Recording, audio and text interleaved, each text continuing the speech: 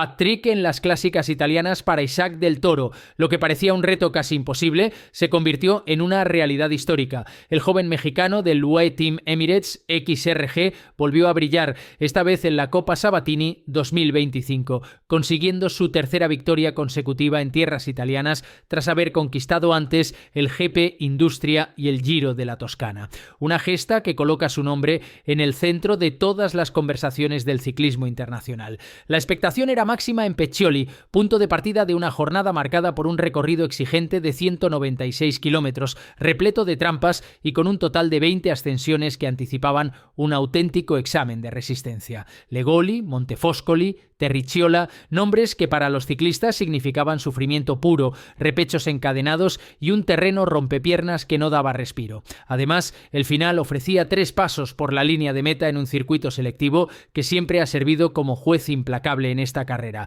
Desde la salida, el ambiente respiraba épica. El público llenaba las cunetas, sabiendo que podía presenciar un capítulo memorable en la corta pero intensa historia de Isaac del Toro. Con solo 21 años, el mexicano ha pasado de promesa a realidad en cuestión de meses, acumulando triunfos y demostrando un carácter competitivo que asusta. No se trataba de ganar una clásica más, sino de firmar un hat-trick en suelo italiano, algo reservado para corredores con madera de leyenda. El pelotón lo sabía y desde los primeros compases impuso un ritmo alto, evitando que cualquier corte tomara ventaja excesiva. Se rodaba con nervio, con la tensión propia de una carrera donde todos querían ser protagonistas, pero donde los focos apuntaban a un solo nombre: del Toro. Cada movimiento en cabeza era observado con lupa, cada gesto analizado como si fuera una señal. El joven de Ensenada llegaba con la confianza de 2 victorias recientes, pero también con la presión añadida de ser el ciclista al que todos vigilaban. La carrera prometía emociones fuertes desde el primer kilómetro y la pregunta flotaba en el aire: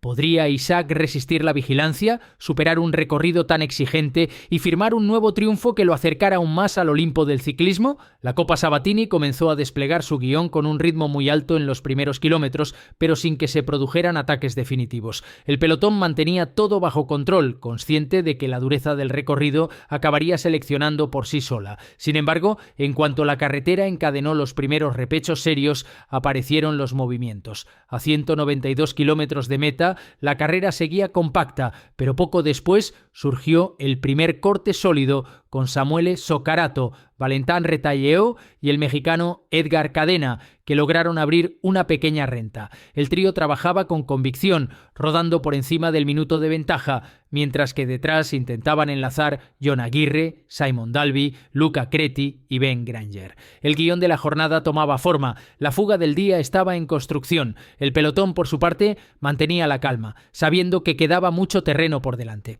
La diferencia llegó a superar los 2 minutos y poco después, con la unión de los perseguidores, se consolidó una escapada de 10 corredores con nombres variados: Aguirre, Balmer, Zoccarato, Retalló, Dalby, Cipollini, Creti, Granger, Pizzi y Cadena. Con 165 kilómetros por recorrer, el grupo delantero había alcanzado ya un margen cercano a los 2:30, lo suficiente para empezar a soñar, aunque nunca definitivo, frente a un pelotón que regulaba a la perfección. La carrera se desarrollaba bajo un equilibrio constante. La fuga aportaba intensidad, el pelotón controlaba con inteligencia. A 120 kilómetros de la línea de meta, los escapados rozaban los 4 minutos de ventaja, demostrando que estaban bien organizados, relevándose con precisión y resistiendo al empuje trasero. Sin embargo, nadie en el gran grupo se inquietaba demasiado. La experiencia dictaba que las ascensiones finales, especialmente en el circuito de Peccioli, pondrían las cosas en su sitio. La tensión aumentaba progresivamente, cada kilómetro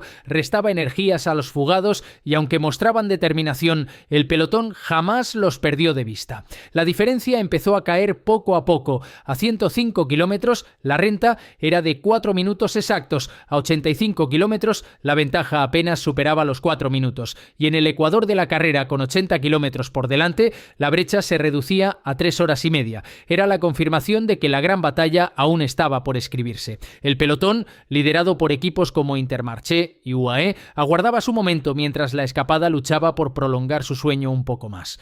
El paso de los kilómetros comenzó a desnudar la realidad. La fuga, pese a su organización inicial, empezaba a sentir el desgaste de tantas ascensiones encadenadas. La Copa Sabatini no perdona y cada repecho exigía más de lo que las piernas podían dar. A 63 kilómetros de meta, Jon Aguirre fue el primero en ceder, incapaz de seguir el ritmo de sus compañeros. La fuga se redujo a 8 hombres: Balmer, Zoccarato, Retalló, Dalby, Cipollini, Creti, Granger y Cadena. Los relevos se mantenían, pero ya no con la misma fluidez. En paralelo, el pelotón se agitaba. El Intermarché Guanti asumió el control, consciente de que la diferencia debía reducirse antes del circuito final. El ritmo se incrementó de forma notable y el margen de los escapados descendió a 2 minutos cuando restaban 58 kilómetros. La tensión era palpable, cada curva y cada repecho se vivían como un examen, porque todos sabían que la verdadera batalla estaba al caer. 10 kilómetros más tarde, la ventaja se había reducido a un solo minuto. El gran grupo se acercaba como una ola imparable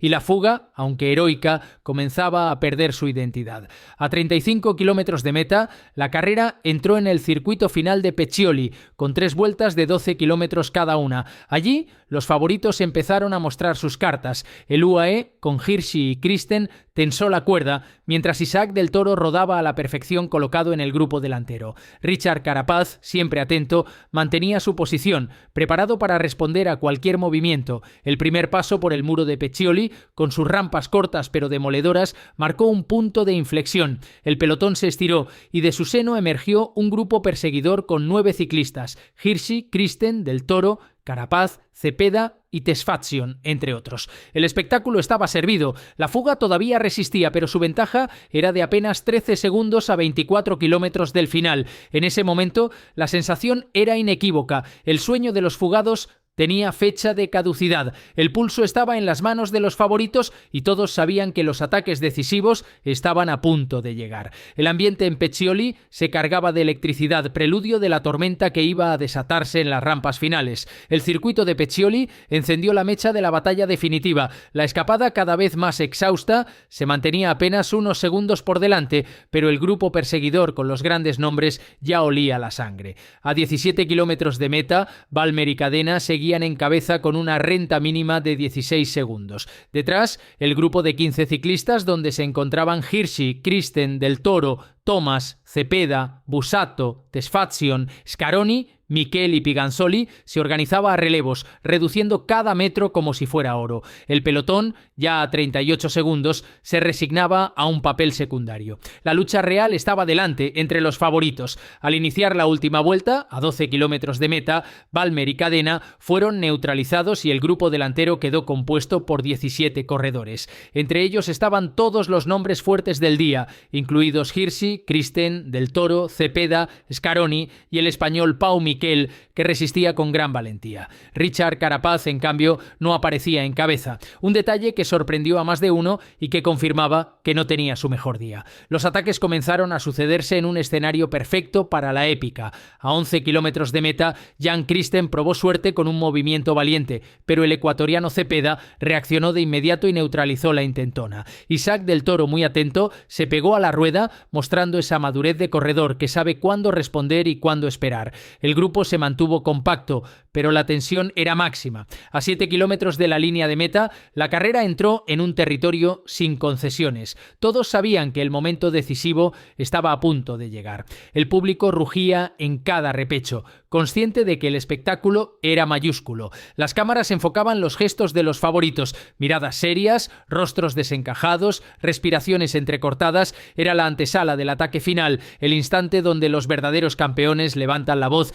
y deciden el destino de la jornada. El reloj marcaba la cuenta atrás y la sensación era clara. Solo uno tendría la fuerza suficiente para imponerse en un final tan explosivo. Y todos esperaban que el mexicano, ya con 2 victorias previas, diera su golpe maestro.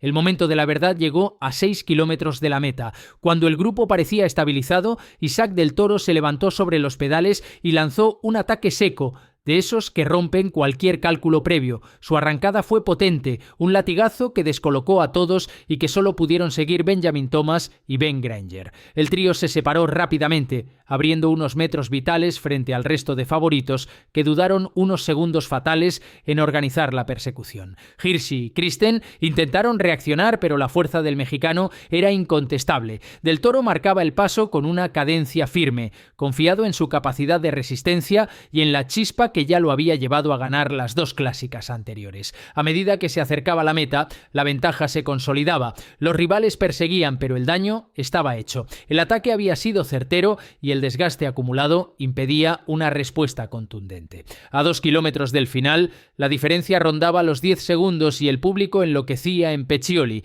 La ciudad se convirtió en un estadio al aire libre, vibrando con cada pedalada de un joven que escribía historia. En la recta definitiva, Del Toro no dejó lugar a la duda. Miró atrás, comprobó que el hueco era suficiente y se permitió saborear la gloria. Cruzó la meta con los brazos en alto, celebrando una victoria que significa mucho más que un triunfo aislado. Era el hat-trick en las clásicas italianas, un logro reservado para los elegidos. Benjamin Thomas y Ben Granger completaron el podio, mientras el grupo de favoritos llegaba unos segundos después, resignado ante la superioridad del mexicano. Con apenas 21 años, Isaac Del Toro no solo sumaba su tercera victoria consecutiva, sino que confirmaba su condición de fenómeno generacional. 3 carreras, 3 triunfos, un dominio que asusta y que despierta la pregunta inevitable: ¿hasta dónde puede llegar este ciclista? El público, los comentaristas y el propio pelotón lo reconocen ya como un referente. Su forma de correr, valiente y calculadora a la vez, recuerda a los grandes campeones que han marcado épocas. Y lo mejor